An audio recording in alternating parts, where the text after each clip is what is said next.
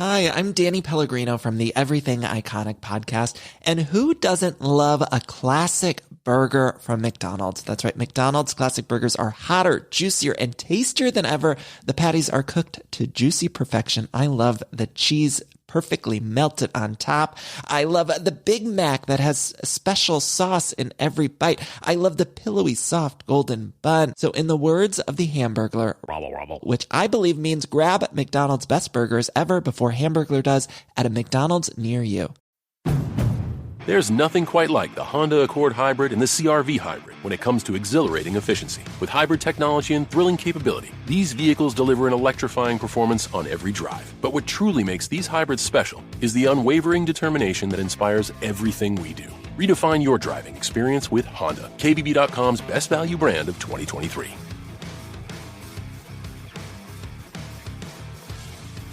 Based on 2023 brand image awards from Kelley Blue Book, visit KBB.com for more information. Welcome, guys. This is a bit of an unusual thing for me to do. I'm just putting a little bit of a warning before the show this week.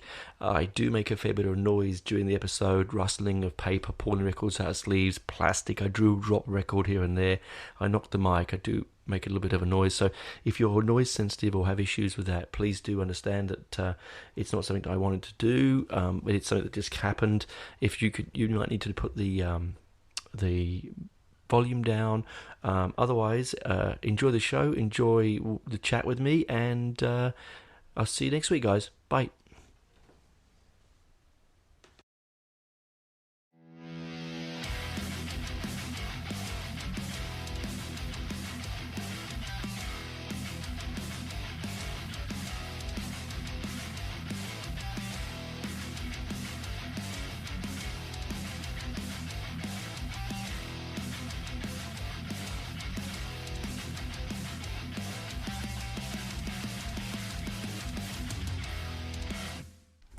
Welcome, guys, to this week's episode of Heavy Metal Tones with me, your podcast host, Tony Evans.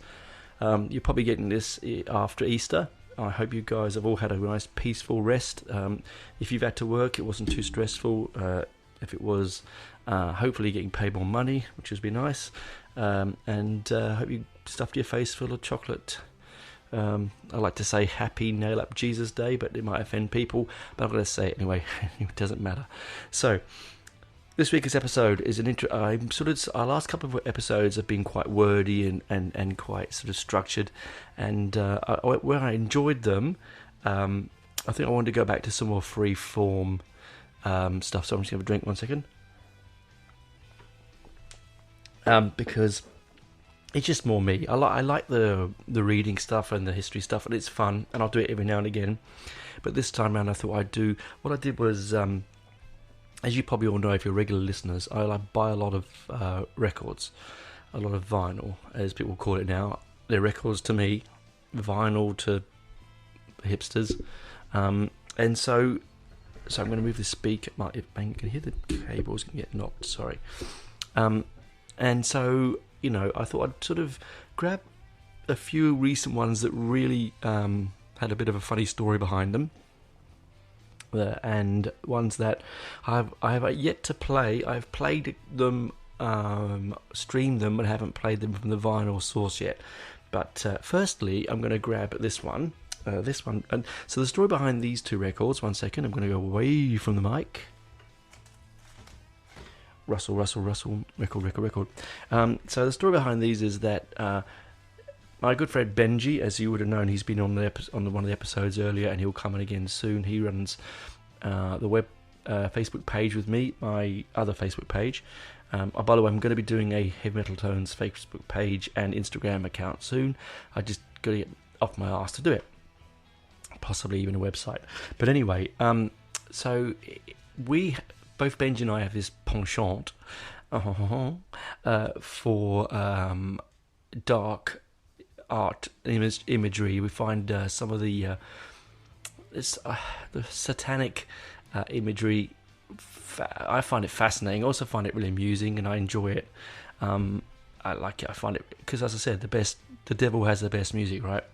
So, about 2 or so years ago, Benji bought a couple of T-shirts by a band called Power from Hell. We'll talk about them in a minute, but they're a Brazilian black thrash band, black and death band sort of thing. And the T-shirt is from their album Devil's Whorehouse, and it's got a priest, a nun on the back with an inverted cross on the back of the T-shirt, licking an inverted cross in a very sexual way, topless, and the front has a drawing of the devil with his arms across the mouth of the half-naked nun, and she's got her nipples taped up. I mean, if I can find a picture, I'll put it on the links below, but people might not like the look of that. It is, I'll have to say, it's one of the T-shirts that I can wear at gigs, but not outside. I have to say, I do feel a little bit uneasy with it, and it's not because I'm a prude or I just. You get to a certain time in life, guys, where you don't need to fight with people. I've been kicked off buses and not allowed service in pubs because I'm wearing T-shirts that people find offensive. I had a T-shirt that was, and I still got it. It's a Sex Pistols shirt. It's the you can Google this picture. It's it's a Vivienne Westwood. It's Snow White being gangbanged by the Seven Dwarfs. I think it's fucking hilarious, and I love it. But I had a bus driver back in the late 80s, early 90s who refused me to get on the bus. This is in London, unless I covered it up. So, and after that it was Shanks's pony, right? It was Walkington's. I had no choice. It was, I think, about a 10-kilometre walk. I had to walk home because it was the last bus. He refused me service. I had to get the walk home.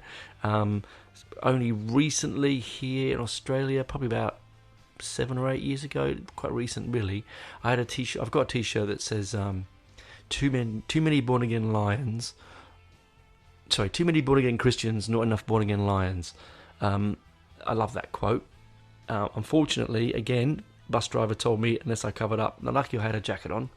I couldn't get on the bus. I mean, we are essentially in this country still a Christian country, and people have their right to be offended, but you also have the right to free speech. But anyway, so that aside, it was in lockdown,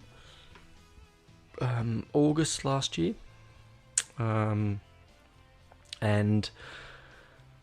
what we're going to do, money in my pocket, and can't get to the record shops, and I was just Googling, and I found a website that I like to go to, which is Dying Victims, is the record label, and they had a big sale on, and I thought I'd go through and look at their sale selection, and lo and behold, an album that I've been eyeing up for a little while, by a Portuguese band called Midnight Priest, was on sale. Now, the good thing about these websites is that you don't just buy the record.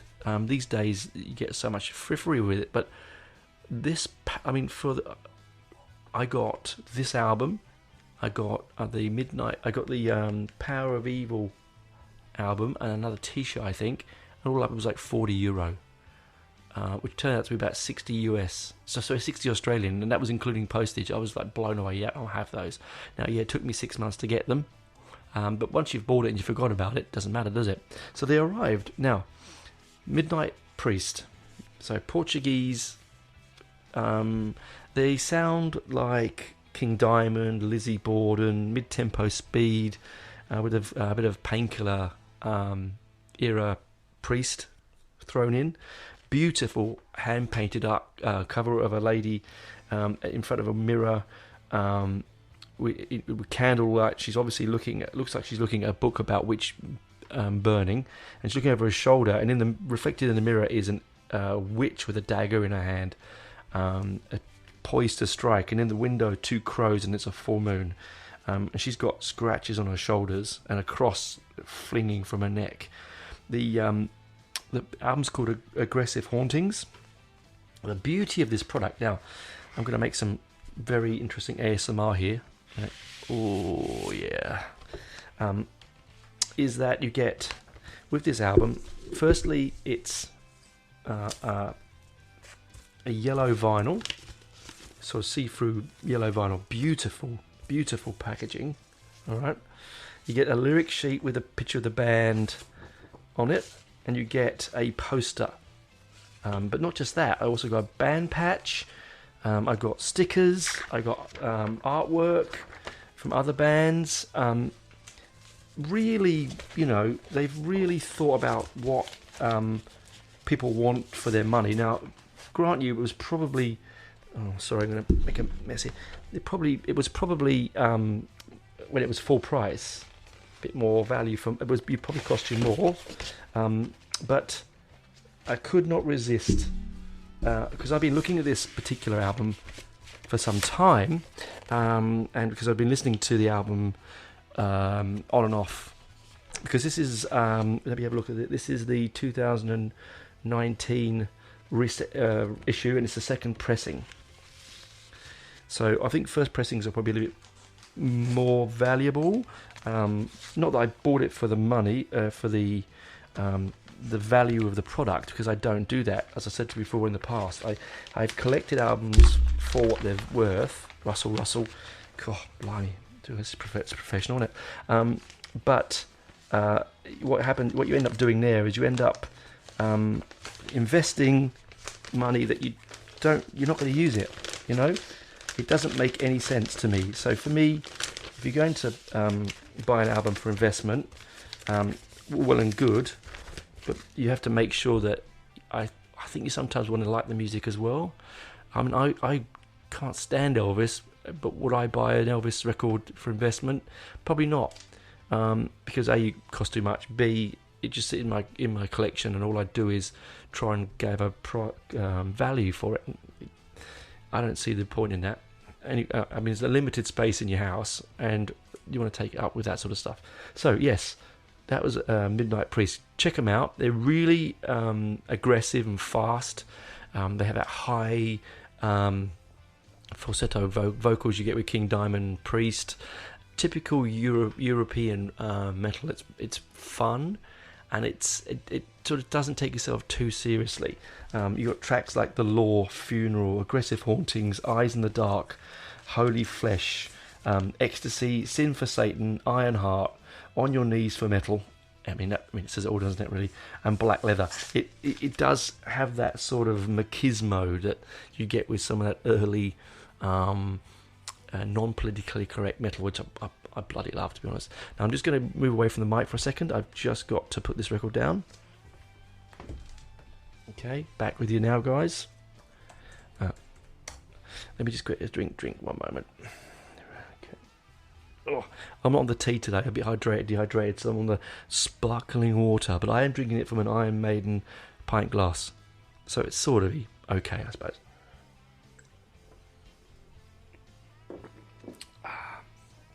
And now the other one, as I mentioned before, was Power from Hell. 1 second. Here we go. A bit more ASMR for you lovers of hearing records being slipped out of cases. I know I do. Oh. So this one came with a fantastic patch that is very sexually aggressive, I have to say to you. It's a lady in bondage hanging upside down, and she's not exactly sparing her blushes, if you know what I mean. Everything's on display, including what she had for breakfast. Now, the album cover is a hand-drawn of all these ladies in bondage hanging from the ceiling. Now, it is extremely aggressive and masculine cover. It's not something you'd show your teenage daughter or your teenage son or your mother or father, to be honest with you. It is pretty out there. But look, I buy these pieces so I can play the music, and I love the artwork, and I'm going to slip it into my collection. And does anyone? I don't care if you don't like it. People buy Robert Mapplethorpe books. They have them on their coffee tables, and they even think about it. If you don't know who Robert Mapplethorpe is, do Google him, but don't Google him. Don't Google him in front of someone who might be a bit sensitive. He was a gay photographer that took photographs of men with very big phalluses and bondage and a lot of stuff like that. I actually got a warning from my art school principal I'd taken a photocopier from we were doing a thing about Maplethorpe, and he has a famous picture called Mr. 10.5. You can imagine what it is, okay? And so I'd photocopied this picture and I put it onto one of my folders that was in my locker. I just didn't think about it at the time, and I thought it was being anarchic, my punk and art college. And as you can understand, and looking back on it, I understand someone complained, and so I had to take it off. I got a lot of trouble for it, actually. I almost got kicked off the course because I was going to stand my ground. But these days I'd probably be arrested. Then it was, I explained to him it was art and it was Maplethorpe, and he understood, but he said that certain factions of the classroom didn't like it. So you can see where I'm coming from. This stuff is for personal use. If you don't like the look of it, you don't have to look at it. So that's the packaging though, guys. So then again, I pull out my record and it comes with a beautiful white vinyl, lovely lyric sheet, stickers, and a nice poster again. Okay, the poster is different artwork to the album. It's the actual picture of the back with the two guys from the band giving us the bird. If you don't know what the bird is, guys, he's sticking his fingers up at us, basically. Now, their music is aggressive, black, satanic-themed, anti-Christian metal, okay? So it's not your easy listening, it's not your Van Halens, it's not your Iron Maidens. It is an acquired taste. I have talked about this before in other podcasts, how I love this stuff. Considering I'm a quite mild-mannered guy, I think that I do like the anger that this stuff and the pure energy that you get from it. So I'm just trying to get it back in its little sleeve. So so as I was saying, so where I'm coming from is, what's it, 60 bucks, and I got myself two beautiful pieces of vinyl that you won't get in this country easily.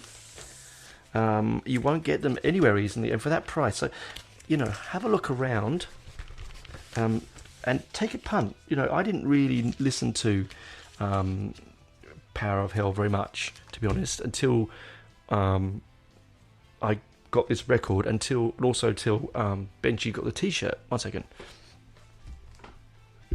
And so, I think what I'm coming from is, particularly with music collecting, is if you've got the dollars in your pocket and you can find a deal, and you can get them deals really well these days, take a chance.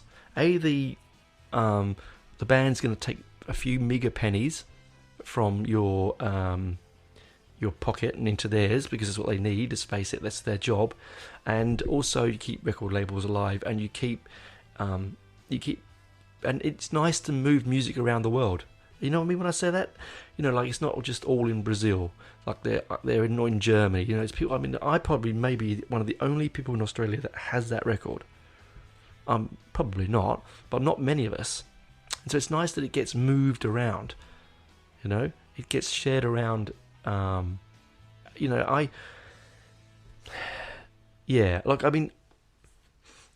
was watching a great YouTube channel video about this the other day, about how physical media, records are considered still, a bit of fun, cassette tapes a bit of fun. The bands still make their money mainly from streaming, and they do. And and bands will only press, say someone, they only press 500 copies of an album. Well, worldwide, if you think the population of the world, you can't even do the percentage that record is, how rare that is compared to the population of the world. So they're not making vast sums of money from these records. What they're doing is they're spreading the word a bit, and they're getting people to be interested. Now, I've already gone and ordered another 3 Power of Evil albums, because the one there is from 2011, so it's another reissue I've got there. So I'm going to buy all the other reissues from Die Victim, and for those pennies, I'm going to have some fantastic artwork that I can take out and look and enjoy. Yes, it's a little bit aggressive. Yes, it would offend some people, but unfortunately these days you only got to open your eyes and look at someone and you can get offended, right? So the long and short of it is, brilliant buy for me. Do do go and have a look. Check out Dying Victim as a record label. Do check out some of their stuff and be a bit more daring. I'm just about to go and get some more drink. I'll see you after the adverts, and we'll talk about a couple of other records I got. These ones a bit more tame, let's be honest, a bit more down to earth. But anyway, we'll see you on the other side. Go get yourself a drink, and we'll see you soon. Bye, guys. Hi, I'm Danny Pellegrino from the Everything Iconic podcast. And who doesn't love a classic burger from McDonald's? That's right. McDonald's classic burgers are hotter, juicier, and tastier than ever. The patties are cooked to juicy perfection. I love the cheese perfectly melted on top. I love the Big Mac that has a special sauce in every bite. I love the pillowy, soft, golden bun. So in the words of the Hamburglar, which I believe means grab McDonald's best burgers ever before Hamburglar does at a McDonald's near you. Ryan Reynolds here from Mint Mobile with a message for everyone paying big wireless way too much. Please, for the love of everything good in this world, stop. With Mint, you can get premium wireless for just $15 a month. Of course, if you enjoy overpaying, no judgments, but that's weird. Okay, one judgment. Anyway, give it a try at mintmobile.com/switch. Upfront payment of $45 for 3 months required. New subscribers only. Renew for 12 months to lock in savings. Additional taxes, fees, and restrictions apply. See mintmobile.com.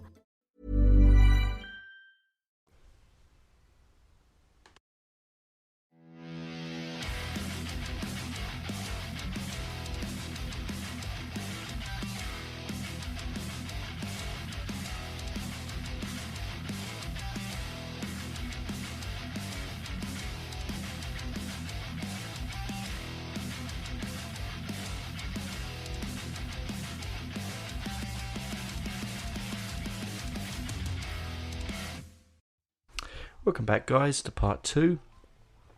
So this one, as I said in the first half, was a couple of unusual records I got in lockdown that just came up like a few weeks ago. And this one, the next couple, I got them locally, actually, or two locally. One locally and two overseas. So you're probably aware that I love a little bit of Venom, and I'm a big Venom fan. Those of you new to the podcast who don't know who Venom are, they are the originators of black metal and thrash metal. They are from Newcastle in the north of England, where my nan was from. They are a 3-piece punk-based metal act that changed the way the future of music, in my opinion, if not as important or even more important in some places than Iron Maiden. And that's a big call for a lot of people. But it's definitely, if you think that Maiden took Nwabum and made it more mainstream, Venom took Nwabum and changed the direction of music completely and opened up hundreds and hundreds of subgenres. So a very important band. And so I've been collecting their stuff for decades. And I've been looking for singles and 12 inches. I'm always looking around, I wander and troll through, eBay. Although these days eBay is not like it used to be. It's more like a shopping mall. You don't get people selling stuff they had no idea what it was the value of, where you could get a bargain for pennies. Now it's all they're all professionals and know what they're doing apparently, and charge through the roof. Pardon my hiccups. That's the see, one trouble with having gassy drink when you're doing a podcast. See, the good thing about tea, at least it's flat. You don't get the burps and the belches, and at my age, they go quite violently. Right. So, what did I find? I found a 12-inch of Acid Queen, and I got it. It's the Dutch print. It's on Roadrunner. It's RR125521 if you want to have a look up, your record nerds. It's still on the Neat record label. Neat was a record label from the north that basically did like Tank and Raven and Venom and something maybe. The Damned were on Neat. I think some Saxon maybe on Neat, if I remember rightly. Beautiful. I got it in really good condition for its age, and I picked it up for pennies. I think I paid like 12 Australian dollars from this. A guy in Sydney was selling it. It says, so it's bright yellow, it's got Acid Queen, it's got the band with Mantis and Abaddon and Kronos in their leather and studs, as you were in the early 80s. And it's got Acid Queen, and it says Bursting Out, 12-inch 3 tracks featuring brand new recording Bursting Out. It's also got on it Die Hard, and if you've ever seen Venom live, Die Hard is a fantastic live track. Acid Queen is one of their favourites as well. The beauty of this record, and what I love about it, is you turn it over and it says Venom, the beautiful Venom artwork, and it says backed with Acid Queen, but it does not have Bursting Out on the back, only on the front in big black letters. Again, straightforward, nothing special here. Black vinyl. It was actually in pretty poor condition when I got it. It needs a good clean. It's got the neat records with the thumb up on it. It plays at 45 RPM, like it is, as all 12 inches usually do.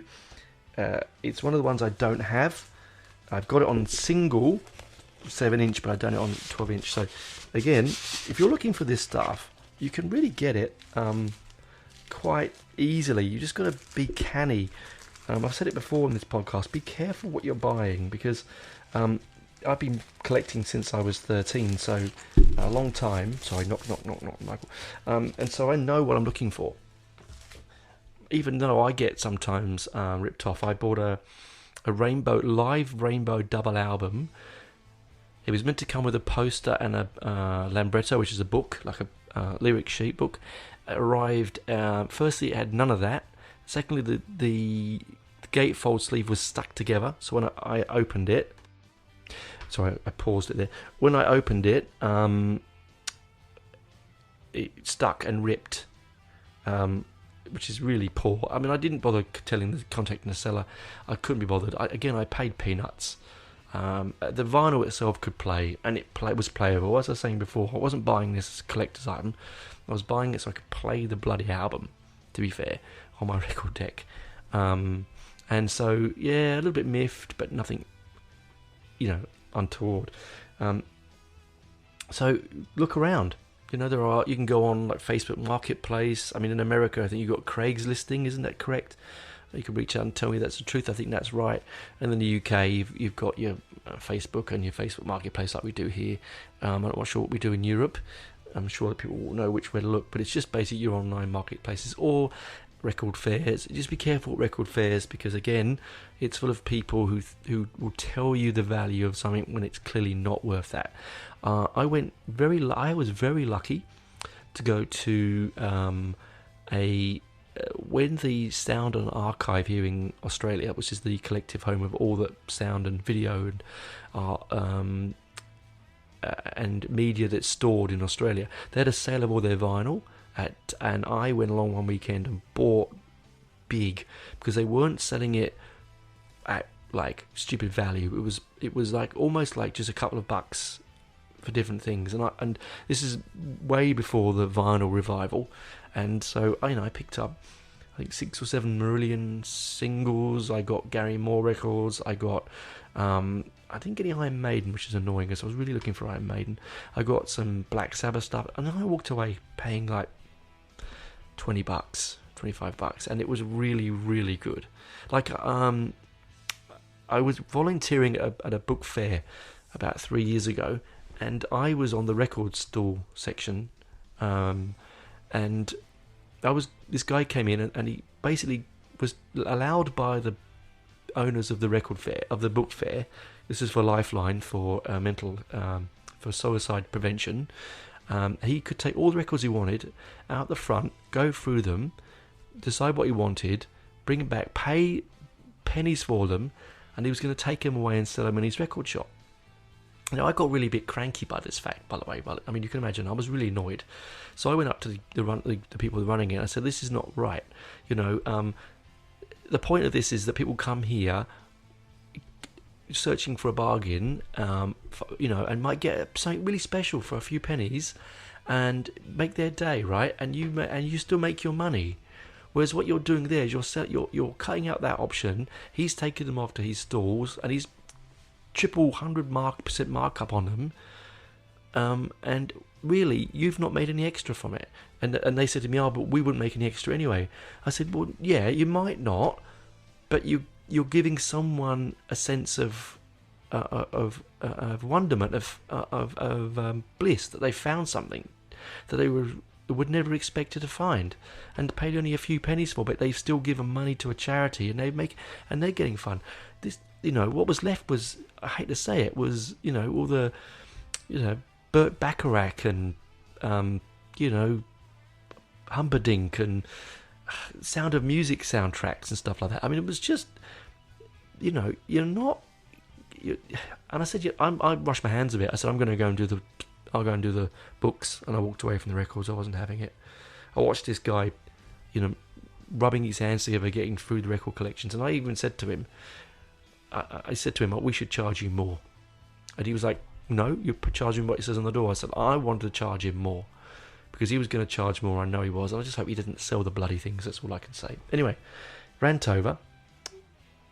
I've lost my track of thought. So yes, so know where you're going. You go to, look at different market stalls, but understand that people now, with the advent of the internet, they don't need record magazines like Record Buyer anymore. They go online, they see some inflated price. Like I saw a Porcupine Tree. My favorite was the album I talked about a few weeks ago, Fear of a Blank Planet. A guy had a limited edition coloured vinyl, 100 copies only it was, of that particular release, of that was first released, unopened, still in its cellophane, and he wanted $500 for it. And I just looked at him and I was like, you have got to be kidding. I said, I'll gladly hand you 150.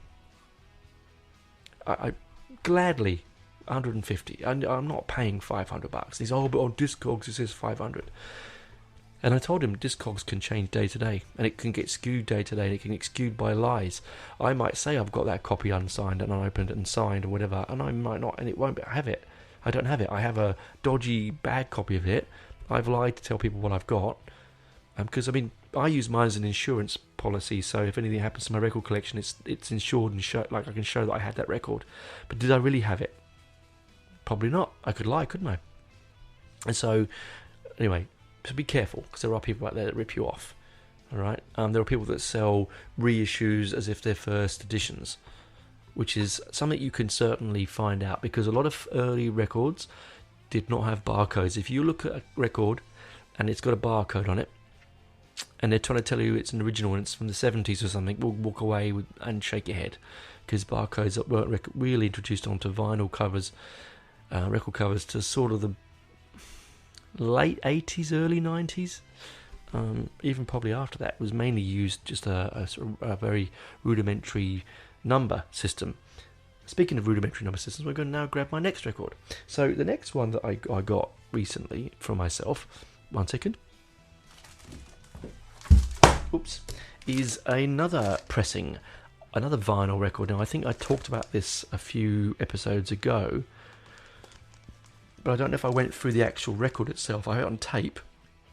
But I only just recently received Venom's Prime Evil on solid yellow vinyl, 183, numbered 183 out of 200, hand numbered, which I really love. It's a beautiful. Oh, listen to that. It's a beautiful reissue of it. They reissued all of the Tony Doolin era Venom albums only recently. It's a gatefold, it has all the lyrics on it, it has the Egyptian-based artwork, and it's, I think my copy, get it out, is, I said solid yellow. Yes, it is, there you go, solid yellow. Now, some people have said that coloured vinyl plays differently and it's a different sound. I've also heard people say that that picture discs also have a different sound quality to them. This, my dear listeners, is hokum. They do have it doesn't matter the material it's made of. I mean, it's all poly extruded vinyl. If you listen to, and that's how they make it. Sorry, all this rattle, rattle, crash, crash, crank, crank, crank, crank. It's just they had a dye to it. It's just not black. Straightforward as that. Even the clear ones, it's just different. It's just a different type of the same material. The beads that they put in. There's a great YouTube video of watching a guy making them, and the coloured beads and how they have to heat up and steam on the labels. It's really interesting. But Primeval, a brilliant album. Probably in fact, definitely my favourite Tony Doolin era Venom album. It contains several of the best live songs I've ever seen. I saw Venom Inc. about 5 years ago. They're coming out again this year, hopefully. And they did Blackened Are the Priests. I mean, they do a great... this particular one has a bonus track of "Live Like an Angel," which was the first track that Venom ever wrote, or that Mantis ever wrote for Venom. So it's really good on there. There is a brilliant Black Sabbath cover for Megalomania, but it's so 90s. It's great. Like the opening track, Primeval. You've got sounds like the answer phone's on. It's got a bit of special effects on it.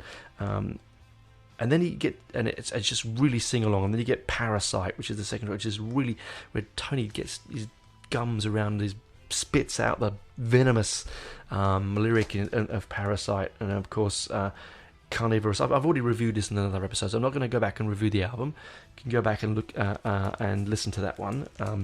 But it is just a lovely piece of. It's reissued on Under the Flag, Rockmark, for Venom Inc. music. Now, the reason it's under Venom Inc. music is that there's two bands now. There's Venom and Venom Inc. Venom has Kronos and some other players in his band. Danny Needham on drums. I can't remember who's on bass. Oh, guitar, sorry. And then you've got Venom Inc., which is basically Tony Doolin and Mantis or Jeff Dunn. There was Abaddon on drums, but there's been some. I won't go into it. There was some Acrimonia stuff, so he left, and there's another new drummer. And their one and only album so far. There was a new one coming out very soon. Arve is brilliant. It is a real step back into that heady day of punk and metal and speed metal, the denim jackets and sweat and long hair and machismo and anger and violence and sex. It's just gives me the shivers. It's fantastic. Anyway, that's your Primeval. And finally, now I got that directly from the Venom Inc. website, sorry to say. So this is the other local one I picked up. Now, we all love on this channel, let's be honest, we all love a bit of Priest. Where would we be without Judas Priest? Huh? And one of my earliest ever memories of listening to heavy metal was walking down Carnaby Street. We just beat into the Great Frog, and my brother had bought a silver ring with a doll's eye in it, which was really big back in the 80s. They had just made the belt buckle for Bruce Dickinson, the World Slavery Tour. They had it there in the store, and it was in a cabinet, and we were looking at it. And we came out, we walked into another shop in Carnaby Street, when Carnaby Street was Carnaby Street, Londoners. If you're listening, Londoners, when it was it was retro, I hate that word, when it was underground, and it wasn't, I mean, last time I went there, which was about 15 years ago now, when I went back to the UK, there was a bloody cafes and pardon me, I lost my corona popping back up again. There was all sorts of stuff. I think there was a Boots the Chemist. I mean, come on, the hub of the swinging 60s, the den of iniquity, and the punks and the rockers and the mods, and what you got are Boots the bloody Chemist. Anyway, so back to what I was saying. So I was there, and we walked into this other shop where my brother was buying T-shirts, and he bought an Urge Overkill, if I remember rightly, a Crocus, and then he went and he bought a Priest shirt, with the horns, the trident on it, and I was mesmerised by this shirt. I loved it. I really loved it. I thought it was the best thing he had, and I really wanted it. Anyway, it sort of yeah, it was one of those things that when I get old enough to listen to whatever that is, I'm going to listen to it. And I remember brother had British Steel, still one of the greatest albums ever made. And I put it on, and of course, there we go. From there on, it's a life love affair of Priest, is it not? But this album I bought, this is Reflections, 50 years of heavy metal, 50 heavy metal years of music. And I'm going to read from the back here. Legacies are made from affirmations, and this metalspheric vault defines Judas Priest's commitment of defending the faith. So it's great. It's a double album, a nice gatefold sleeve with a trident on the front. You open it up, and you've got lots of pictures of the later tour, even with KK Downing, and so you got. It's basically they're all on here. Faulkner, they're all just Robert Halford, just wonderful. And these red vinyl, gatefold sleeve, both red. I think both are red. Let's just check this. I didn't pop it out yesterday to play it. Yeah, both red vinyl. And on it you've got Let Us Pray, Call for the Priest, You Don't Have to Be Old to Be Wise, Fever, Eat Me Alive, which is one of my favourite songs ever live. And you've got All Guns Blazing, Never the Heroes, Dissident Aggressor, Out in the Cold, Running Wild. A Victim of Changes, The Green Manilishi with a two-pronged crown. Oh man, that's great live. If you see Priest do that live, makes you go, ugh. Bloodstone, The Ripper, Beyond the Realms of Death, The Hellion, Electric Eye, and Sinner. I think that really captures the 50 years there. I mean, it's difficult to put 50 years into two albums. But again, I got this in JB Hi-Fi, which American, it was sort of like, and Europe listeners, it's basically a sort of CD, DVD, record place that is very prevalent around the country, and they do white goods like fridges and stuff now, and computers, and it's basically a one-stop shop for everything electrical. And every now and again you can get a bargain, and I picked it up I think for like 35 Australian dollars.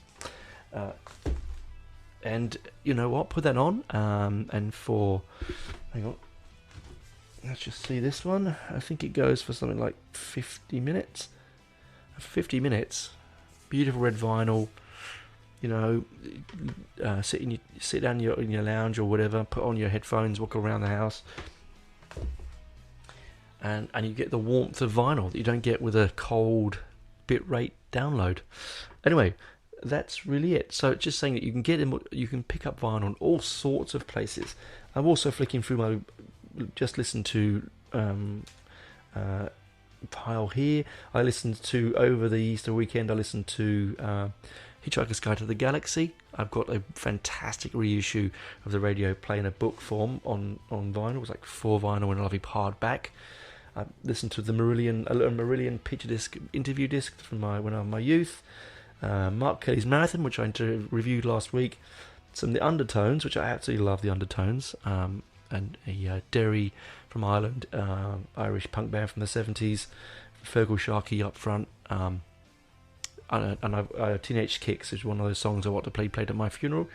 A very important band to me. And then you know what, I topped it off with one of my favourite comedians from the 70s, a northern British comedian called Mike Harding, and the album's called Comic Cuts. And you see sort of stuff you can get on vinyl. It's such varied that sometimes you just cannot get on streaming, and it's just that really nice interaction with you and the physical mechanics of the albums. But what I was trying to come to was, you can get your records in all sorts of ways. You can have a drunken night like I did and buy a load from an obscure German website, hoping that when it comes you can't remember you've ordered it, and when it comes you're excited. You can search thoroughly for one particular thing you're looking for, or you can walk into a record shop now and find something that just jumps out at you. And honestly, if you've got some money burning a hole in your pocket and you have got a record deck, or a tape deck even now, give it a go. Now that's me for this week. I hope you've enjoyed it. please do come and see me on my Facebook page, Nwobum and All Things Metal. Jump on to buy me a coffee and donate to the show if you can. That'd be great. Every penny counts. And I hope you've had a safe Easter. I hope if you listened to this before.